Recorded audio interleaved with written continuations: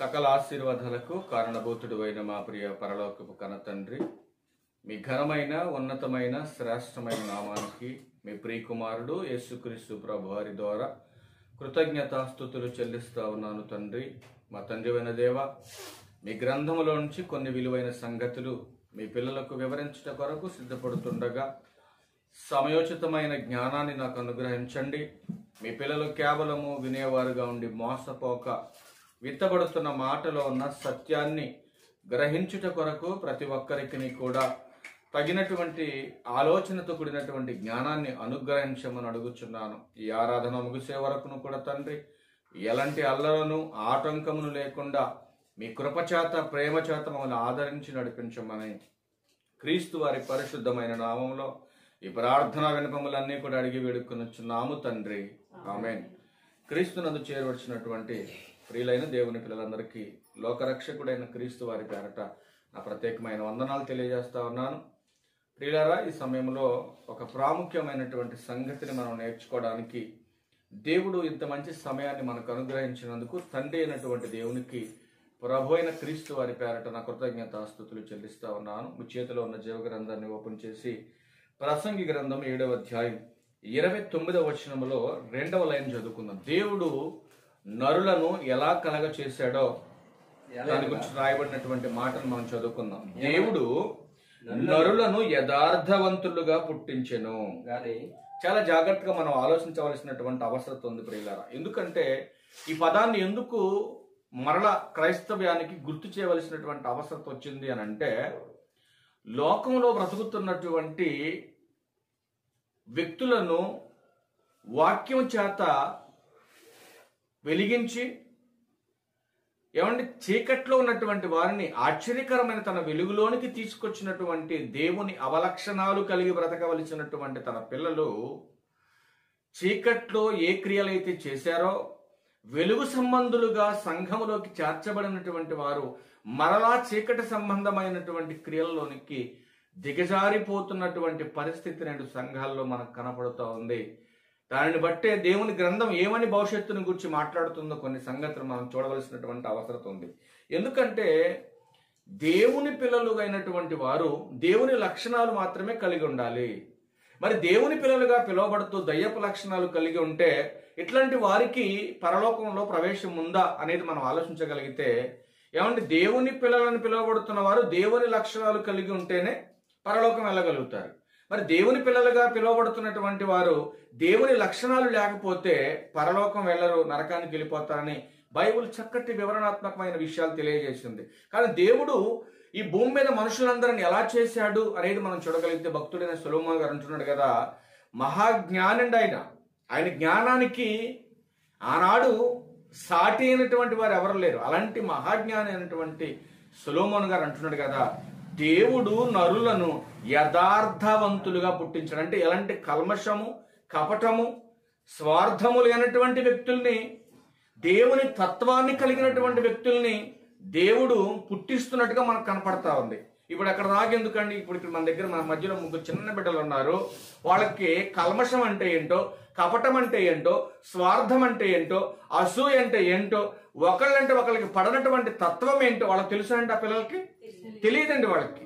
అట్లాంటి తత్వం కలిగినటువంటి బిడ్డలుగా దేవుడు భూమి మీద పుట్టిస్తే మనుషులు పుట్టినటువంటి పుట్టుక యథార్థమైనదే గాని వారు జీవన విధానం కొనసాగుతున్నటువంటి ఆ సమయములో వారు వివిధమైన తంత్రములు కల్పించుకొనిరి అని గ్రంథం మనకి స్పష్టతనిస్తా ఉంది. ప్రియమైన దేవుని వారులారా, అంటే దేవుడేమో యథార్థవంతులుగా పుట్టిస్తే మనుషులేమో తన యథార్థతను కోల్పోయి, అంటే దేవుని యొక్క తత్వాన్ని కోల్పోయి దుష్టత్వపు లక్షణాలను మనుషులు అలవర్చుకొని దేవుని యొక్క కృపలో నుంచి దూరం అయిపోయినటువంటి పిల్లల కోసం మరలా ఒక అద్భుతమైనటువంటి పరలోకపు ఆహ్వానాన్ని అనే పిలుపుని యేసుక్రీస్తు వారి ద్వారా ఈ సమాజానికి అందించినట్టుగా మనకి మత్తయి సువార్త 11వ అధ్యాయం 28, 29, 30 వచనాలు మనం చూస్తాం.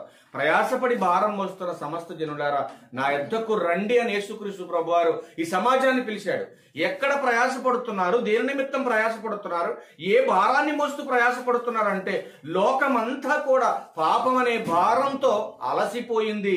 ఆ పాపం అనే ఆ బంధకం చేత బంధించబడింది. ఆ పాపం అనే మరణపు ఛాయలో ఉన్నటువంటి సమాజాన్ని మేల్కొల్పడం కొరకు యేసుక్రీస్తు ప్రభువు వారి లోకానికి వచ్చి అందరిని ఆహ్వానిస్తూ ఉన్నాడు. సంఘానికి ఆహ్వానించాడు. సంఘానికి ఆహ్వానించి సంఘంలో ఎలా ఉండమన్నాడు. తెస్సలోనికీయులకు రాసిన మొదటి పత్రిక దగ్గరికి వెళ్ళండి. ఎలా ఉండమని ఆయన ఆహ్వానించాడో, ఎలా ఉండమని కోరుతున్నాడో తెస్సలోనికీయులకు రాసిన మొదటి పత్రిక 4వ అధ్యాయం 7వ వచనంలో, పరిశుద్ధులగుటకే దేవుడు మనలను పిలిచెను గాని అపవిత్రులుగా ఉండటానికి పిలవలేదు. సంఘానికి ఎందుకు పిలిచాడు? లోకంలో ఎక్కడో మీ అపరాధముల చేత పాపముల చేత చచ్చిపడి ఉన్నటువంటి మిమ్మల్ని క్రీస్తు ద్వారా పరలోకపు తండ్రి బ్రతికించాడే. అలా బ్రతికించినటువంటి దేవుడు ఎలా ఉండటం కొరకు మరలా పిలిచాడు సంఘములో కనంటే, పరిశుద్ధుడైనటువంటి దేవుడు తన పరిశుద్ధ ప్రేరణ చేత అపోస్తుడైనటువంటి పౌలు గారి చేత మాట్లాడుతున్నటువంటి మాట, ఇదిగో పరిశుద్ధులగుటకే మీరు సంఘములోనికి పిలువబడ్డారు, అపవిత్రులుగా ఉండటానికి మీరు పిలువబడలేదు అని గ్రంథం హెచ్చరిస్తా ఉంది. ఈరోజు అపవిత్రులుగా ఉండకూడదని బైబిల్ చెబుతున్నప్పుడు భక్తులు ఎలా బ్రతకాలండి? సంఘంలో మీరు చెప్పండి. సంఘంలోనైనా, సమాజంలోనైనా, కుటుంబంలోనైనా దేవుని మందిరానికి వెళ్తున్నటువంటి భక్తులు ఎలా బ్రతకమని దేవుని గ్రంథం హెచ్చరించిందండి. మీరు ఆలోచించవలసినటువంటి అవసరం చాలా ఉంది ప్రియులారా. ఎందుకంటే దేవుడు ఒక మాట రాయించాడు చరిత్రలో. కీర్తనల గ్రంథం 5వ అధ్యాయం 4వ వచనంలో ఒక మాట చూడండి. ఈ రోజు మందిరంలో ఎలా బ్రతికినా, ఎలా ఉన్నా, ఈరోజు ఒక సేవకుడు అడ్డు చెప్పలేకపోవచ్చు, సంఘ పెద్దలు అడ్డు చెప్పలేకపోవచ్చు, నీ కుటుంబం అడ్డు చెప్పలేకపోవచ్చు, విశ్వాసులు నీకు ఆటంకంగా మారకపోవచ్చు, నేను ఖండించలేకపోవచ్చు, నేను గద్దించలేకపోవచ్చు. కానీ దేవుడు ఏం చెబుతున్నాడు జాగ్రత్తగా ఆలోచించగలిగితే, నీవు దుష్టత్వమును చూచి ఆనందించు దేవుడవు కావు, చెడుతనమునకు నీ యొద్ద చోటు లేదు అని ఖచ్చితంగా బైబుల్ మనకి ఫైనల్ జడ్జిమెంట్ చేస్తుంది ప్రియులారా. అంటే చెడుతనానికి ఎక్కడ చోట్లేదు? దేవుని సన్నిధిలో చోట్లేదు, ప్రార్థనా మందిరంలో కాదు. ఈరోజు పాపం చేసి మందిరంలో కూర్చోవచ్చు, ఇక్కడ ఎవరు అబ్జెక్షన్ పెట్టరు. నీ హృదయంలో ఎలాంటి ఆలోచనతో కూర్చున్నావో, ఎలాంటి తప్పులు చేసి వచ్చావో నీకు మాత్రమే తెలుసు, ఆ దేవునికి తెలుసు. చుట్టూ ఉన్నటువంటి మాకేం తెలియదు కదా. ఈరోజు మేము అబ్జెక్షన్ చెప్పడానికి కూడా మాకు రైట్స్ లేవు. మేము చెప్పవలసినటువంటి బాధ్యత ఏంటంటే, నీ ప్రవర్తన మార్చుకుంటే మరణం ఏదో ఒక రోజు ఖచ్చితంగా వస్తుంది కనుక నీ ప్రవర్తన మార్చుకుంటే పరలోకం చేర్చబడతావు, లేదా నిత్య నరకానికి వెళ్ళిపోతావు అని చెప్పటం వరకే మా బాధ్యత. అంతేనండి, మా బాధ్యత అంతవరకే. అంతేగాని మనం ఖండించి, గద్దించి, శిక్షించి రైట్స్ మాకు ఇవ్వలేదు. కానీ గద్దించమన్నాడు. ఎలా గద్దించమన్నాడు? వాక్యం చేత గద్దించాలి ఎవరినైనా సరే, అంతవరకు మా పరిమితి.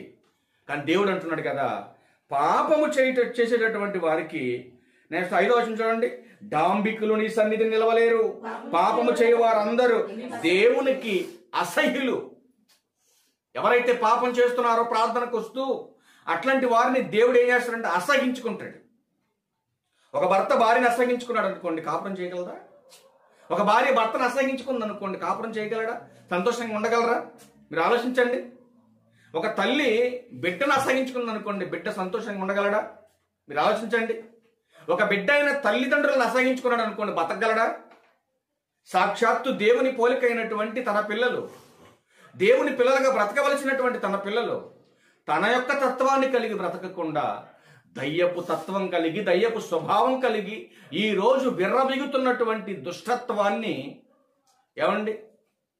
పడగొట్టాలన్నా, దాన్ని నాశనం చేయాలన్నా, ఆ తత్వాన్ని తీసేయాలన్నా ఏ మెడిసిన్ వల్ల ఆ యొక్క తత్వాన్ని తీసేయగలుగుతాం? మీరు ఆలోచించండి. ఏ మెడిసిన్ వల్ల తత్వం పోతుంది? మీరు ఆలోచించండి. ఏ మాట వలన ఆ తత్వం పోతుంది? మీరు ఆలోచించండి. కేవలం దేవుని మాట వలన మాత్రమే అది సాధ్యపడుతుందని గ్రంథం చెబుతున్నప్పుడు ఈ రోజు తమ తత్వాన్ని ఎందుకు మార్చుకోలేకపోతున్నారంటే, బైబుల్ దానికి ఒక చక్కటి నిదర్శనమైనటువంటి మాట చూపించిందండి. ఎందుకంటే ఈ రోజు వీళ్ళు క్రైస్తవులని చెప్పుకొని తిరుగుతున్నారు కానీ, ఈ రోజు వీళ్ళు పలానా సంఘానికి వెళ్తున్నామని చెప్పుకొని తిరుగుతున్నారు కానీ, వీళ్ళు నా బిడ్డలుగా ఈ సమాజంలో పిలువబడుతున్నారు కానీ, నిజానికి వీళ్ళ తండ్రి నేను కాదు అంటున్నాడండి దేవుడు. ఈ రోజు వీళ్ళందరూ నేను పలానా వాడి కొడుకునని చెప్పుకుంటున్నారు కానీ, వాస్తవంగా వీళ్ళు నా బిడ్డలు కాదు అని దేవుడే సాక్షాత్తు చెబుతున్నాడంటే, నిజంగా నీ బిహేవియర్ ఎలా మారిపోయిందో క్రైస్తవుడు నువ్వు ఆలోచించవలసినటువంటి అవసరత ఉందని గ్రంథం హెచ్చరిస్తా ఉంది. మరి వీళ్ళు ఎలా కనబడుతున్నారు పైకి? ఒకసారి ఆ మాట కూడా చూసి మనం ముందుకెళ్లే ప్రయత్నం చేద్దాం. తిమోతి గారికి రాసిన 2వ పత్రిక 5వ వచనంలో ఏం మాట్లాడుతున్నారు చూడండి. అసలు వీళ్ళు ఎలా కనబడుతున్నారు పైకి? తిమోతి గారికి రాసిన 2వ పత్రిక 3వ అధ్యాయం 5వ వచనం చూడండి. పైకి భక్తి గల వారి వలె ఉండి, ఎలా కనపడుతున్నారండి వీళ్ళు? పైకి ఎలా కనపడుతున్నారు? భక్తి పరులు. మనం అనిపిస్తుంది కొంతమందిని చూస్తే, అబ్బో అసలు వీళ్ళ నేను ఎందుకు బతకలేకపోతున్నాను, నేను అసలు వీళ్ళ డ్రెస్ ఎందుకు నేను వేసుకోలేకపోతున్నా, వీళ్ళ పాటలు ఎందుకు పాడలేకపోతున్నా, వీళ్ళకి నేను ఎందుకు బ్రతకలేకపోతున్నా అనిపిస్తుంది కొంతమందిని చూస్తుంటే మనకి. మీకే కాదండి, నాకు కూడా అనిపిస్తుంది ఎందుకు వీళ్ళకి ఉండలేకపోతున్నా అనిపిస్తుంది.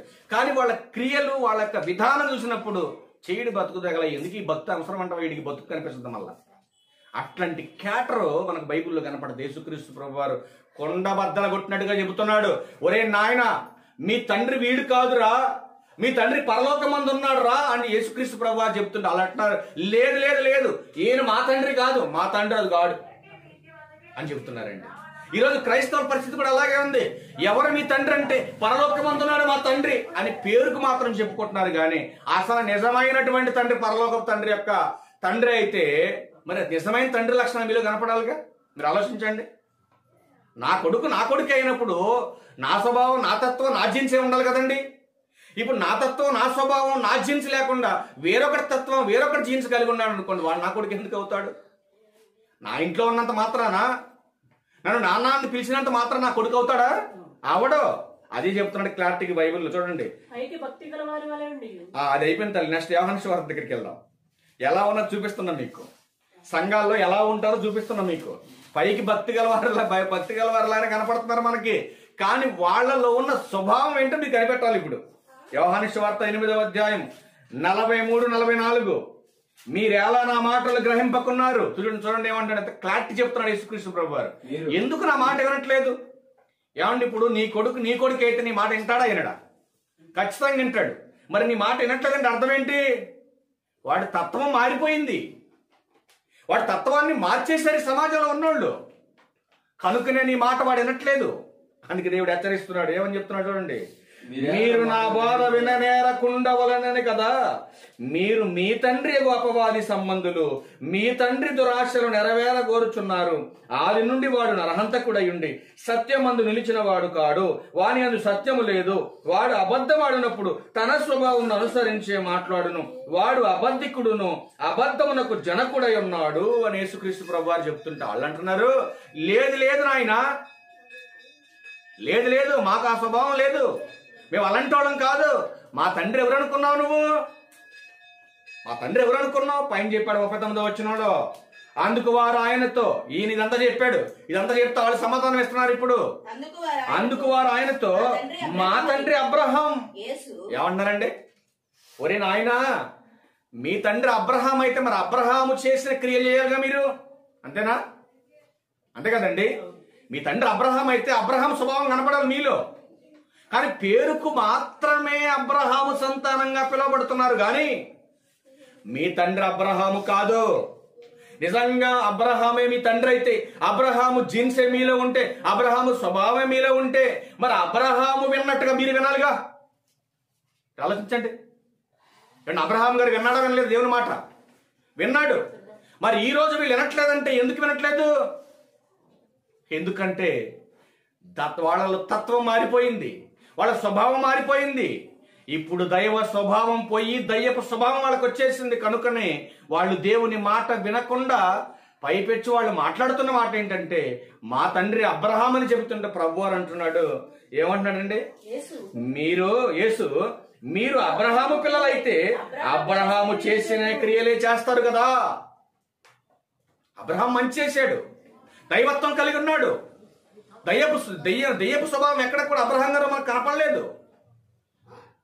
దయ్యపు స్వభావం లేదు కనుకనే విశ్వాస వీరుల జాబితాలో రాయబడ్డాడు. కానీ ఈరోజు ఎలా ఉన్నారు క్రైస్తవ సంఘాలలో, ఎలా ఉన్నారు క్రైస్తవులు? అందుకే అంటున్నాడు, పైకి భక్తి గలవారి వలె ఉండి దాని శక్తిని ఆశ్రయించినటువంటి దౌర్భాగ్యులు ఈరోజు క్రైస్తవులు. ఏంటి దాని శక్తి? ఏంటి దాని ప్రభావం?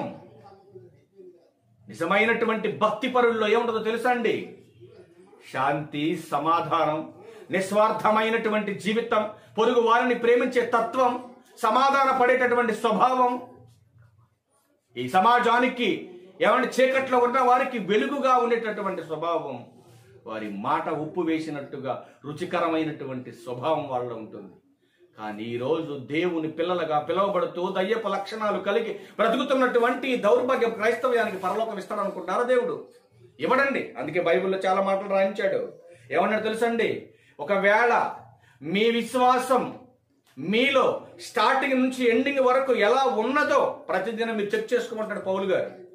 లేదా విశ్వాసాన్ని మీరు చెక్ చేసుకోలేకపోతే విశ్వాస భ్రష్టులైపోతారు. మీరు విశ్వాస భ్రష్టులైపోతారు అంటున్నాడు ఆయన. చూడండి, కొరింథీయులకు రాసిన 2వ పత్రిక 13వ అధ్యాయం, కొరింథీయులకు రాసిన 2వ పత్రిక, క్షమించండి 2వ పత్రిక 13వ అధ్యాయం 5వ వచనం చూడండి ప్రియులారా.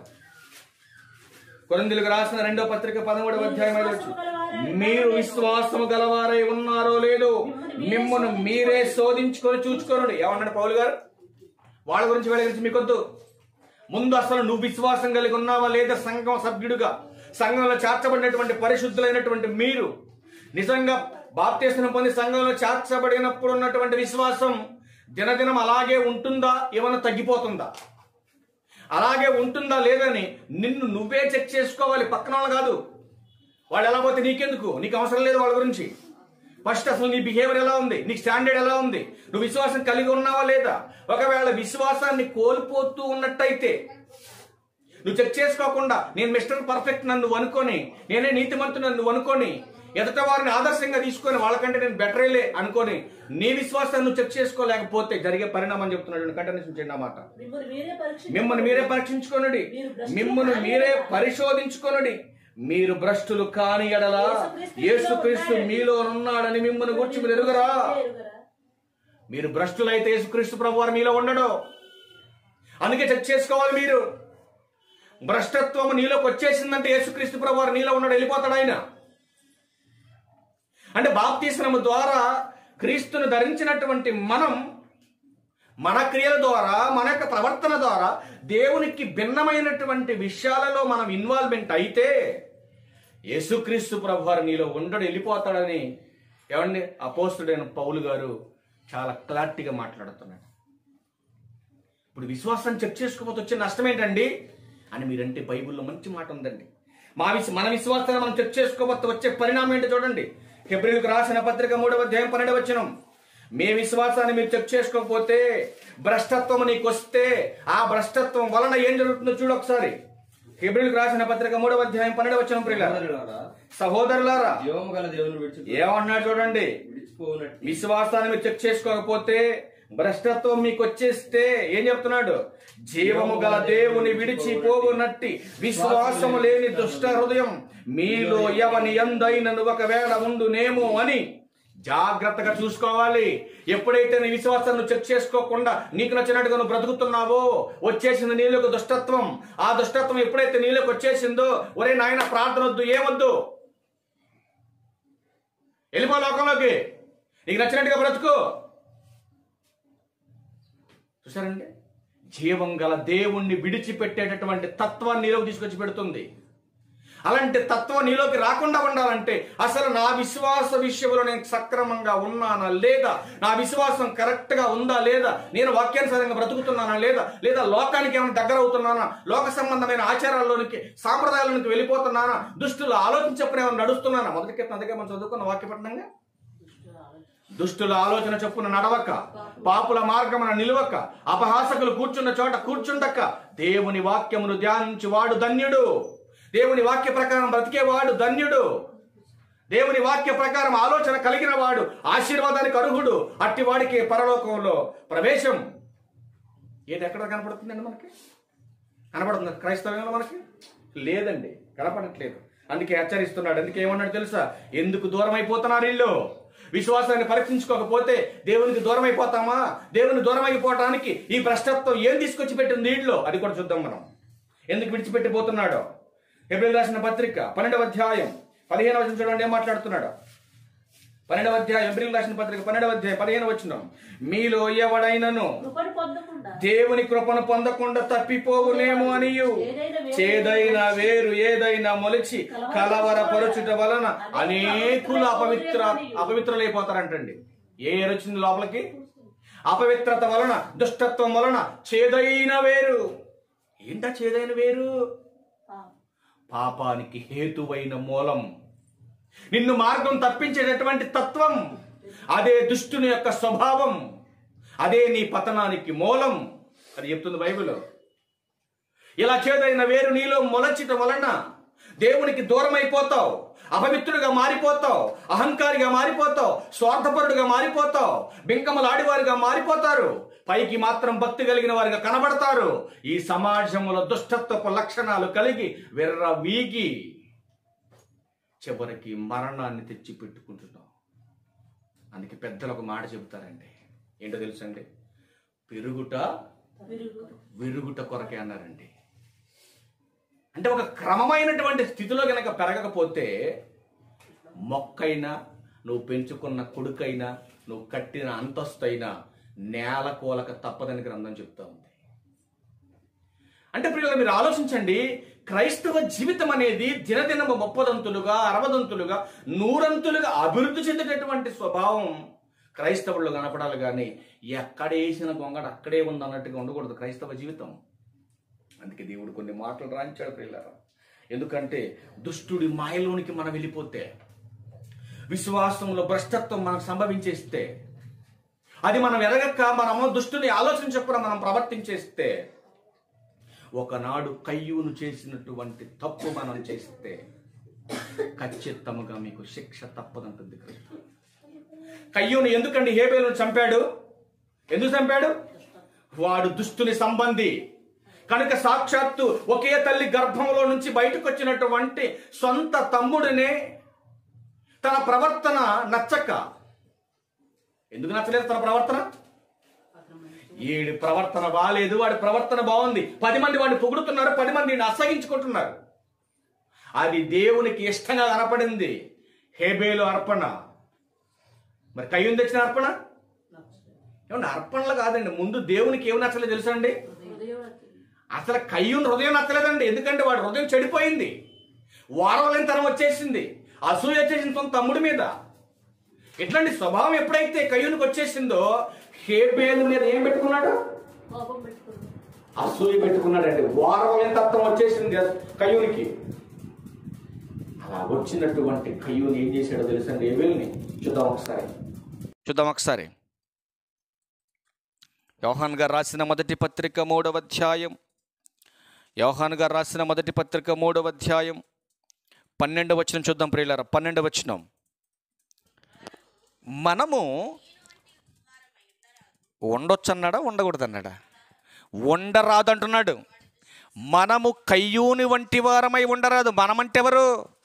సంఘములోనికి చేర్చబడినటువంటి మనం, పరిశుద్ధులుగా నిర్దోషులుగా పిలువబడుతున్నటువంటి మనం, విశ్వాసులమైనటువంటి మనం కయ్యూను వంటి యొక్క తత్వం, కయ్యూను లాంటి స్వభావం మనలో ఉండటానికి వీల్లేదని చెబుతుంటున్నాడు. వాడిలో ఏ లక్షణం ఉందో చూడండి. వాడు దుష్టుని సంబంధి అయి తన ఎందుకు చంపెను? తన క్రియలు చెడ్డవి, తన సహోదరుని క్రియలు నీతి గలవై ఉండెను గనుక కదా. ఎందుకు చంపాడు? వాడి క్రియలేమో చెడ్డవి, కయ్యూనివి. హేబేలు క్రియలు మంచివి కనుకనే దేవుడు వాడికి ప్రతిఫలం ఇస్తున్నాడు. ఈ సమాజం కూడా వాడిని పొగుడుతుంది. సమాజం లేదు కదండి, ఉందా? ఈరోజు హేబేలు లాంటి స్వభావం నీకుంటే నిన్ను పొగుడుతారు ఈరోజు. మరి కయ్యూను లాంటి స్వభావం ఉంటే అందరూ నిన్ను ఓత్తారు. ఎరా ప్రార్థనకి వెళ్తున్నావుగా, పాటలు పాడుతున్నావు కదా, దేవుని మందిరానికి ఎప్పుడు ప్రార్థన పెడితే అప్పుడు వెళ్తున్నావు కదా, ఏంటి బతుకు మారలేదేంటి? మళ్ళీ సాటి క్రైస్తవులు అంటారండి, మళ్ళీ బయట ఉన్న అన్యులు కాదు అనేది. ఆ సంఘాన్ని పోయాడు, ఈ సంఘాన్ని వద్దిస్తాడు. ఎరా ప్రార్థనకి వెళ్ళి ఏంటి ఇదేనా నీ బతుకు, ఇదేనా నువ్వు మార్చుకుందని ఈయన అంటాడు. ఆడి బతుకు గురించి ఆడు ఆలోచించడు. అందుకే దేవుడు అంటున్నాడు, మీరు కయ్యూని వంటి వారై ఉండొద్దు. ఎందుకంటే వాడు దుష్టుని సంబంధి. వాడు ఏ క్రియ అయితే చేశాడో మీరు కూడా కయ్యూని వంటి వారు అయిపోతే అలాంటి క్రియలు చేస్తారు. మీరు దుష్టుని సంబంధులుగా మారిపోతే అలాంటి తత్వం మీలోకి వచ్చేస్తుంది. అందుకే సాటి సహోదరుడు అంటే మనకు నచ్చట్లేదు. అంటే ఇప్పుడు ఎవరి సంబంధి? మనం కయ్యూని తమ్ముళ్ళు మనమంతా, అవునా కదా? ఇప్పుడు వాళ్ళంటే వీళ్ళంటే మనకు నచ్చట్లేదంటే అర్థం ఏంటి? ఎవరైనా బాగా పాటలు పాడినా మనకు నచ్చదు, ఎవరైనా బాగా మెసేజ్లు చెప్పినా మనకు నచ్చదు, ఎవరైనా గబగబ మనకంటే ముందెళ్ళి ముందు కూర్చున్నా మనకు నచ్చదు. అంటే మనం అందరం ఎవరి తమ్ముళ్ళు? మనం హేబేలుగా కయ్యూనికా? కయ్యూనికే తమ్ముళ్ళు మనం. మరి కయ్యూని ఎవరి సంతానం? ఆదాం గారి సంతానం కాదాడు. మరి ఎవరి సంతానం అండి? అపవాది సంతానం. ఇప్పుడు మరి మరి ఆయన అనుసరించే వాళ్ళు ఎవరి సంతానం? దుష్టుని సంబంధులే వాళ్ళు కూడా. అందుకే బైబిల్ క్లారిటీ ఇచ్చింది ప్రియమైన దేవుని వల్ల. లోకం అంతా చెడిపోయింది అంటున్నాడు దేవుడు. చెడిపోయిందా చెడిపోతుందా? చెడిపోయింది లోకం. చెడిపోతుంది కాదండి, చెడిపోయింది. చెడిపోయి రోజు రోజుకి మితిమీరిపోతుంది పాపం. దేవుడు చెప్పాడు, పాపము వలన వచ్చు జీతం మరణం అని బైబిల్ క్లారిటీ చేసింది. మరి పాపం వలన వచ్చు జీతం మరణం అని చెప్పిన తర్వాత కూడా పాపాన్ని మానుతున్నారా? మీరు ఆలోచించండి పరిశుద్ధులు. లోకంలో గురించి చెప్పట్లేదండి, మీరు కామెంట్లు పెట్టకండి. లోకంలో ఉన్న గురించి చెప్పట్లా నేను, సంఘంలో ఉన్న గురించి చెప్తున్నాను నేను. పాపం మానుతున్నారా పరిశుద్ధులు? మీరు ఆలోచించండి. రోజులో 24 గంటల్లో పాపం మానినటువంటి పరిశుద్ధుణ్ణి ఒక్కడిని చూపించండి. చూపించగలరా? ఎవరినైనా? ఎవరిని చూపించలేం మనం. కానీ మన నీతిని మనం కాపాడుకోవాలి. ఎదుట వారిని నిందించకుండా, ఎదుట వారిని అవమానించకుండా, ఎదుట వారి మీద ఏలేది చూపించకుండా మన నీతిని మనం కాపాడుకోవటానికి మనం నిలబడాలి. ఈరోజు ఒక మనిషికి మనం ఏది చెప్పలేకపోతున్నాం అంటే ఎందుకు చెప్పలేకపోతున్నాం? మన వెళ్ళి చెబితే మన లోపాన్ని ఎత్తి చూపిస్తారని మనకు భయం. అవునంటారా కాదంటారా? ఈరోజు అక్కడికి వెళ్ళి మనం చెప్పలేకపోతున్నాం అంటే దానికి కారణం ఏంటో తెలుసా అండి? మనం వెళ్ళి చెబితే మన లోపాలు ఎక్కడ బయట పెడతారో, మన ముఖం మీద ఎక్కడ ఓస్తారో అని భయంతో ఈరోజు ఒకటికి మనం చెప్పలేకపోతున్నాం. ఇంకొక మాట చెప్పమంటారా? ఒకవేళ మనం ఏ తప్పు చేయకపోయినా మనం వెళ్ళి చెబితే ఈయనే పొజిషన్లో మనుషులు లేరండి. ఉన్నారా? లేరు. ఒకవేళ నువ్వు నీతిమంతుడివై చెప్పినా, ఒరే నాయన నువ్వు చేస్తున్న తప్పు అని చెప్పినా ఆడేమంటాడు తెలుసా? నువ్వు తప్పుడోడివి, మీ అమ్మ తప్పుడుది, మీ నాన్న తప్పుడోడు, నీ భార్య తప్పుది, నీ కుటుంబం తప్పుడుది అంటారా అనరా? ఎన్నిసార్లు మనం ఈ మాటలు, దౌర్భాగ్యపు మాటలు? అందుకే దేవుడు మాట్లాడుతున్నాడు. ప్రియులారా, లోకం చెడిపోయింది అంటాడండి. చూద్దాం ఒకసారి యెషయా గ్రంథం 13వ అధ్యాయం. కొన్ని ఎగ్జాంపుల్ కూడా మీకు కొన్ని చూపిస్తాను, మీకు కొన్ని ఫోటోలు చూపిస్తాను. మీకు లోకం ఎంత దారుణంగా చెడిపోతుందో, మరి చెడిపోతున్నటువంటి సమాజాన్ని ఎవరు బాగు చేయాలో దేవుడు గ్రంథంలో ఏమి రాయించాడో కొన్ని మూలాలు చూసి మనం ముగించుకునే ప్రయత్నం చేద్దాం. ప్రియులారా, యెషయా గ్రంథం 13వ అధ్యాయం 11వ వచనం చూడండి. యెషయా గ్రంథం 13వ అధ్యాయం చూడండి ఏమంటాడు దేవుడు. చదువు తల్లి. లోకుల చెడుతనమును బట్టి, దుష్టుల దోషమును బట్టి నేను వారిని శిక్షింపబోచున్నాను. ఎవరిని శిక్షిస్తాడంట దేవుడు? ఎవరు తప్పు చేస్తే వాళ్ళనే చంపుతాడు దేవుడు. లోతు దినాల్లో చేసినటువంటి తప్పులను బట్టి లోతును మాత్రమే దేవుడు కాపాడాడు. తప్పు చేసిన వాళ్ళందరినీ అగ్నిలో కాల్చి బూడిద చేశాడు. మరి నోవాహు దినాల్లో నోవాహు గారు నీతిగా బ్రతికాడు కనుక నోవాహును తప్పించాడు. పాపం చేసి చెడిపోయిన వారందరినీ జలప్రలయం ద్వారా చంపేశాడు దేవుడు. అవునంటారా కాదంటారా? అవునని మనం నమ్మాలి, ఎందుకంటే వాస్తవం అది. ఈ రోజు కూడా అంతే. ఎవడు తప్పు చేస్తున్నాడో దేవుడు వాడినే చంపుతాడు. ఈరోజు భార్య తప్పు చేస్తుంది అనుకోండి, సంఘం అయితే, పంచాయతీ అయితే, ఊర్లో గ్రామం అయితే భార్య తప్పు చేస్తే ఎవరిని పిలుస్తుంది తెలుసండి? ఊరి పెద్దలు ఎవరిని పిలుస్తారండి? భర్తను పిలుస్తారు. ఒరే నాయన నీ భర్త మార్గం తప్పుతుందిరా, కొంచెం జాగ్రత్తగా. నీ భార్య మార్గం తప్పుతుందిరా, కొంచెం జాగ్రత్తగా కంట్రోల్లో పెట్టుకో అని భర్తకు చెప్తారు. కానీ దేవుడు ఏం చేస్తాడో తెలుసండి? భర్త తప్పు చేశాడు అనుకోండి, శిక్ష భార్యకేయడు. భార్య తప్పు చేసింది అనుకోండి, శిక్ష భర్తకేయడు. పిల్లలు తప్పు చేశారు అనుకోండి, శిక్ష తల్లిదండ్రులకి వేయడు. మరి ఎవరికేస్తాడు? తప్పు ఎవడ చేస్తే తోలాడు తీస్తాడు దేవుడు. అది దేవుని చట్టం, ఇది మానవ చట్టం. మానవ చట్టాన్ని అనుసరించి దేవుడు తీర్పు జడ్జిమెంట్ చేయడు. అందుకే చదువు ఒకసారి ఆ మాట చదువుకుంటే నిశ్చించాయి. యెషయా గ్రంథం 13వ అధ్యాయం 11వ వచనం. లోకుల చెడుతనమును బట్టి, దుష్టుల దోషమును బట్టి నేను వారిని శిక్షింపబోచున్నాను. అహంకారుల అతిశయమును మాన్పించెదను, బలత్కారుల గర్వమును అణిచివేస్తాను. ఈ రోజు ఎవడైతే గర్వించి పేట్రైపోతున్నాడో, ఎవడైతే తప్పు చేస్తూ బొంకుతున్నాడో అటువంటి వారందరినీ కూడా నేను అనుస్తా అంటున్నాడు దేవుడు. చంపుతానంటలేదు. ఈ కాంటెస్ట్ జాగ్రత్తగా మీరు వినాలి. ఏంటి? తప్పు చేస్తున్న వాడిని చంపవా దేవుడు అంటే దేవుడు చంపడం. మరి ఏం చేస్తావు? వాడిలో ఉన్న పొగరు తగ్గిస్తాను నేను, వాడిలో ఉన్నటువంటి అహాన్ని అనుస్తాను నేను. అణిచేస్తే, వాడి గర్వాన్ని తగ్గించేస్తే అప్పుడైనా కొంతైనా మారతాడేమో. మారితే, మరణిస్తే నా దగ్గరకు రావాలని నేను కోరుకుంటున్నాను. నా బిడ్డ నా కళ్ళ ముందు చచ్చిపోతే నాకు నచ్చదంటున్నాడు అండి దేవుడు. ఒకసారి ఆ మాట కూడా చూస్తారా? తన ప్రవర్తన మార్చుకోవాలంటే యెహెజ్కేలు గ్రంథం 3వ అధ్యాయం, యెహెజ్కేలు గ్రంథం చూడండి, ఆయన ఏమంటున్నాడు.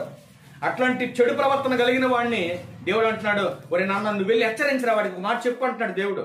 యెహెజ్కేలు గ్రంథం 3వ అధ్యాయం 18వ వచనంలో ఒక మాట చెప్తున్నాడు దేవుడు.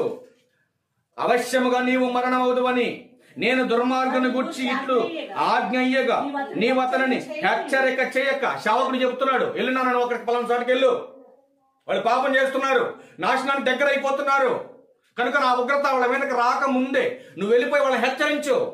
ఒరే నాన్న మీరు చేస్తున్న తప్పు, మీరు పాపం చేస్తున్నారు, దేవుడు ఉగ్రత నీ మీదకి వస్తుంది, కనుక మీ ప్రవర్తన మార్చుకోండి అని సేవకుడు నువ్వు వెళ్ళి చెప్పు. ఇది నా మాటగా చెప్పు. నెక్స్ట్ కంటిన్యూ చేయమ్మా. అతడు జీవించినట్లు తన దుర్మార్గతను విడిచిపెట్టవలెనని వానిని హెచ్చరిక చేయకయు ఉండిన ఎడల ఆ దుర్మార్గుడు తాను చేసిన దోషమును బట్టి మరణమవును గాని అతని రక్తమునకు నిన్ను ఒత్తరి వాడిగా ఎంచేస్తాను అంటున్నాడు. సావకుడు చెప్తున్నాడండి, నువ్వు గినక ఎవడన్నా తప్పు చేస్తుంటే ఆ తప్పు నీకు హెచ్చరించకపోతే, ఆ తప్పుడు వాడు మార్చుకునేలాగా నువ్వు బోధించకుండా, ఏం పర్లేదు లేరా, ఎంతమంది తప్పులు చేయట్లేదులే, చేసేసుకో, ఏం పర్లేదు, పాపం చేసుకో, ప్రార్థన చేసుకో, దేవుని కానికి ఇచ్చేసి ఏం కాదులే, దేవుడు క్షమించేస్తాడులేని ఇవి కాంప్రమైజ్ అయ్యే బోధ ఏం చేస్తున్నావా? అలా చెయ్యకుండా, గద్దించకుండా, హెచ్చరించకుండా, వాడి ప్రవర్తన దిద్దే బోధ నువ్వు చేయకుండా గనక నీ లాభం కోసం నువ్వు బోధ చేస్తే వాడు పాపంలోనే చస్తాడు. అలా చచ్చిన వాడి గురించి వాడినేమి నేను అడగను, నిన్ను అడుగుతా లెక్కలు అంటున్నాడు దేవుడు. ఇప్పుడు సేవకుడుగా తప్పు చేస్తున్న వాడిని కఠినంగా గద్దించాలి వద్దా? ఖచ్చితంగా గద్దించాలి. ఎలా గద్దించాలి? వాక్యము చేత గద్దించాలి. అలా గద్దించినప్పుడు నీ ప్రవర్తన మార్చుకున్నావు. 19వ వచనం కంటిన్యూ చేయమ్మా. అయితే నీవు దుర్మార్గుని హెచ్చరిక చేయగా అతడు తన దుర్మార్గత నుండి, దుష్క్రియల నుండి మరలని ఎడల. నువ్వెంత చెప్పినా, ఒక సేవకుడుగా నువ్వెంత చెప్పినా వాళ్ళ బిహేవియర్ మార్చుకోలేదనుకో, అప్పుడు చూస్తాడు వాడి సంగతి ఏంటో, వాడు అంతేంటి అన్నాడు దేవుడు. కానీ ఫస్ట్ నువ్వు చెప్పెళ్ళు, తప్పు చేస్తున్న వాటి నువ్వు చెప్పెళ్ళి, నీ బాధ్యత నేను నిలబెట్టుకున్నాను. అందుకే నేను పాపం చేస్తున్న వాళ్ళందరినీ ఏమన్నా మార్గం తప్పించి నా దగ్గరికి, నా మార్గంలో తీసుకురావడానికి కదా నేను నిలబెట్టుకుంది. అలాంటప్పుడు నువ్వేం చేయాలి? కఠినమైన మాటలు చెప్పు, భయంకరమైన విషయాలు, చరిత్రలో జరిగిన విషయాలు తీసుకొచ్చి వాళ్ళకి చూపించు, వాళ్ళకి నేర్పించు, వాళ్ళ ప్రవర్తన మార్చుకునేలా బోధ చేయి. అలా చేయకపోతే వాడు చచ్చిపోతాడు. ఒకవేళ నేను చెప్పినట్టు బోధ నువ్వు చేసి వాడిని కనుక మార్చావా, వాడు పరలోకం వస్తాడు. ఎంత చెప్పినా వాడు మారకపోతే, ఎంత చెప్పినా వాడు బ్రతుకుని దిద్దుకోలేకపోతే, దేవుడు అంటున్నాడు కదా, ఇప్పుడు ఆడంతేంటో నేను చూస్తాను. ఎలా చూస్తాడు దేవుడు? చూద్దాం ఒకసారి. కీర్తనల గ్రంథం దగ్గరికి వెళ్ళిపోతాం. ఇంక 2 మాటలు చూసి ముగించేసుకున్నాం. ప్రియుల, కీర్తనల గ్రంథం 7వ అధ్యాయం 12వ వచనం చూడండి. ఎంత చెప్పినా కూడా వాళ్ళ బ్రతుకును మార్చుకోకపోతే దేవుడు ఏం చేస్తున్నాడు చూడండి. కీర్తన గ్రంథం, ఒకడును మల్లని ఎడల. ఏం చేస్తారంటండి? కూరగాయలు కోసే తల్లి కత్తి పదును పెట్టినట్టు, ఏమండి, ఏ చికెనో మటనో కోసేవాడు కత్తికి పదును పెట్టినట్లు పాపాన్ని మానకుండా ఇంకా భక్తి అనే వేషాన్ని ధరించేసుకొని వారికి నచ్చినట్టుగా బ్రతుకుతున్నారు అనుకోండి. అప్పుడు దేవుడు అంటున్నాడు కదా, ఒకడును మల్లని ఎడల ఆయన తన ఖడ్గమును పదును పెట్టును, తన విల్లు ఎక్కు పెట్టి దానిని సిద్ధపరిచి ఉన్నాడు, వాని కొరకు మరణ సాధనలు సిద్ధపరిచి ఉంచాడు, తన అంబులను అగ్ని బాణములుగా చేసి ఉన్నాడు, పాపమును కనుగుటకు వాడు ప్రసవ వేదన పడుచున్నాడు, చేటును గర్భమున ధరించిన వాడై అబద్ధమును కనియున్నాడు, వాడు త్రవ్విన దానిని లోతు చేసుకుంటున్నాడు, తాను త్రవ్విన గుంటలో తానే పడిపోయి చస్తాడు అని దేవుడు చెప్పేశాడండి. ఎంత క్లియర్గా ఉందండి బైబిల్లో. అందుకే పెరిగిపోతున్నటువంటి దుష్టత్వం, తరిగిపోతున్నటువంటి దైవత్వం. మీరు ఆలోచన చేయండి, ఏది ఎక్కువ కనపడుతుంది మనకి? మీరు ఆలోచించండి. మానవ దృష్టిలో మనకేం కనపడుతుందంటే, అబ్బో భక్తి మనకు విస్తారం కనపడుతుంది, అన్ని సంఘాలే, అందరూ సేవకులే, అంత బాధే మనకు కనపడుతుంది. కానీ దైవ దృష్టికి మాత్రం ఏం కనపడుతుందండి? మనకేమో మన దృష్టిలో భక్తి పెరిగిపోతుందని మనకు కనపడుతుంది, కానీ మరి దైవం దృష్టిలో ఏం కనపడుతుందండి? పాపం పెరిగిపోతుంది, దుష్టత్వం పెరిగిపోతుంది, మానవ హృదయం చెడిపోయిందన్న ఆలోచన ఈరోజు భక్తులకు కనపడట్లేదండి. అందుకే దేవుడు ఒక అద్భుతమైనటువంటి పదాన్ని బైబిల్లో రాయించాడు. ఏంటో తెలుసండి? హృదయం అన్నిటికంటే ఘోరమైన వ్యాధి గలది, ఘోరమైనది అది. ఆ ఘోరమైన హృదయాన్ని మార్చగలిగేది దేవుని వాక్యం. ఈరోజు నువ్వు వాడుతున్నటువంటి మెడిసిన్ కొన్ని జబ్బులకు స్వస్థత కలిగించలేకపోవచ్చు, ట్రీట్మెంట్ సరిగా అందకపోవచ్చు ఆ వ్యాధికి. కానీ దేవుని వాక్యం మాత్రం ఎక్కడెక్కడకు దూరుచు వెళ్ళిపోతుందని బైబిల్లో రాయబడింది తెలుసా అండి? మూలుగలో కూడా బైబిల్ వాక్యం దూరుతుందంటే అసలు ఎంత షార్పు కలిగింది వాక్యం, మీరు ఆలోచించండి. అట్లాంటి వాక్యం ఈ సమాజానికి నేర్పించమని దేవుడు హెచ్చరిస్తున్నాడు. అట్లాంటి వాక్యాన్ని నేర్పించి వాళ్ళ ప్రవర్తన మార్చేటటువంటి బోధన చేయమంటున్నాడు. పెరిగిపోతున్నటువంటి దుష్టత్వాన్ని నాశనం చేసేటటువంటి బోధన ఈ సమాజానికి అందించమని దేవుడు కోరుతున్నాడు. పిల్లలు మరొక 2 మాటలు చూడండి వచ్చేది. ఎంత చెప్పినా కూడా, దేవుడు ఎంత సమయం ఇచ్చినా కూడా నీ పాపాన్ని మానకుండా, దేవుని యొక్క దీర్ఘశాంతాన్ని ఎరుగక, దేవుడు మరొక దినాన్ని నీకు ఇచ్చేది నీ బ్రతుకును మార్చుకోమని చెబుతున్నటువంటి సత్యాన్ని నువ్వు ఎరుగక, నీ పాపంలోనే నువ్వు ఉంటే, నీ పాపంలోనే నువ్వు చనిపోతే ఏం జరుగుద్దో చెబుతున్నాడు.